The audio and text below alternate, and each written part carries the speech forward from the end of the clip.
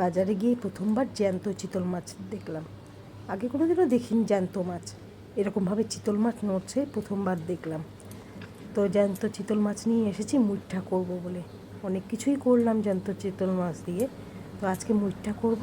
তো নিজেই কোড়াতে শুরু করে দিলাম, বাজারে আর কোড়াতে দিইনি, নিজেই কোড়াতে শুরু করে দিয়েছি।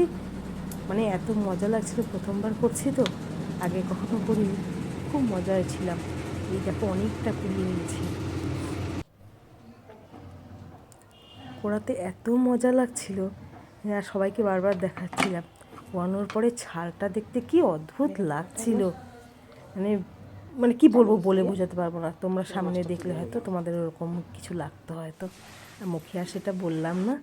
তারপর কোড়ানোর পরে যা যা লাগে ওটাকে মাখতে, আলু সেদ্ধ, তারপর পেঁয়াজ, আদা, রসুন, হলুদ, লবণ, লঙ্কা, গরম মশলা, তেল, মানে সর্ষের তেল, সব কিছু দিয়ে ওটাকে ভালো করে মাখাতে হবে।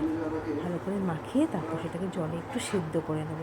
আর তার সঙ্গে আদা রসুন বাটা, পেঁয়াজ বাটা, সব একটা মশলাটা একটা আলাদাভাবে তৈরি করে নেব, যাতে কষাতে কষাতে এদিকে রান্নাটাও আমার হয়ে যায়। এদিকে সেদ্ধ বসাবো, ওদিকে মশলা কষাতে শুরু করব। আর আমি ভেবেছি তার সঙ্গে একটু আলুও টুকরো টুকরো করে দেবো। আলুও টুকরো টুকরো করে দিলে অনেকটা হবে, খেতেও ভালো লাগবে, মাখো মাখো হবে ঝোলটা।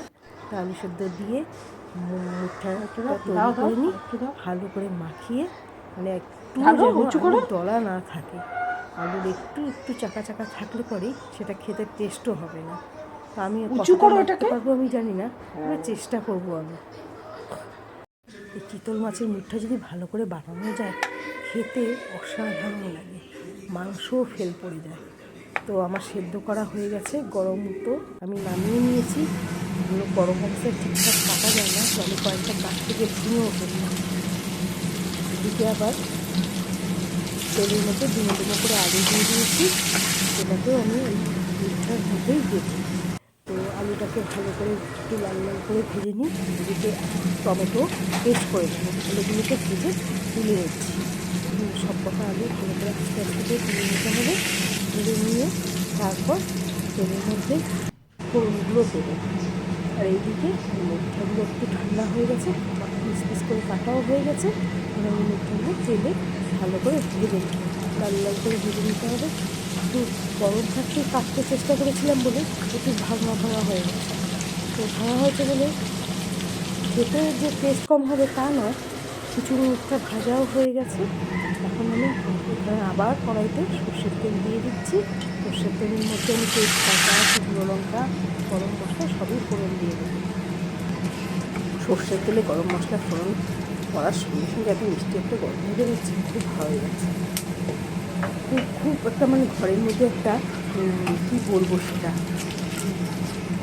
রিচ কোনো খাবার তৈরি হচ্ছে, সেটা গরম হচ্ছে। পেঁয়াজ বাটা করে দিয়ে ভালো করে কষা করে দিই। আজনা বাড়ির সবাই রেডি হয়ে আছে, আজকে খুব ভালো খাবার দিতে।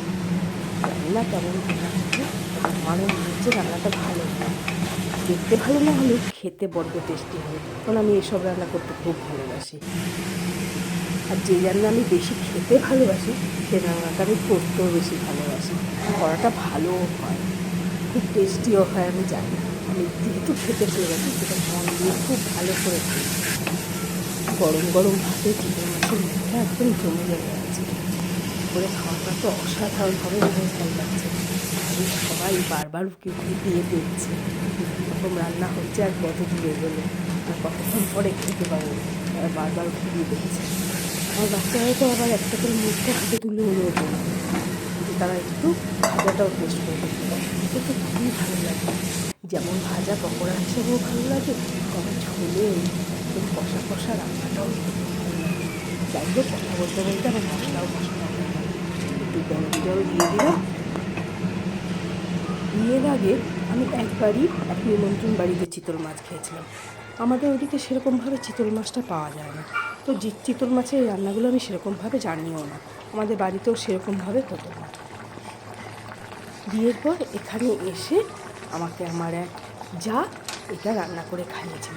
সে তো অসাধারণ রান্না করেছিল, সেরকম পেঁয়াজ রসুনের কষানো রান্না সে খুব ভালো করত।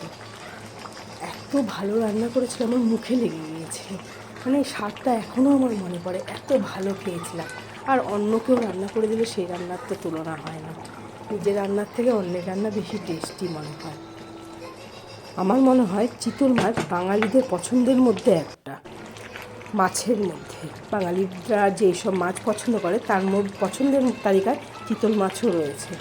কারণ আমি চিতল মাছ বাজারে গিয়ে অনেক দেখতে পাই।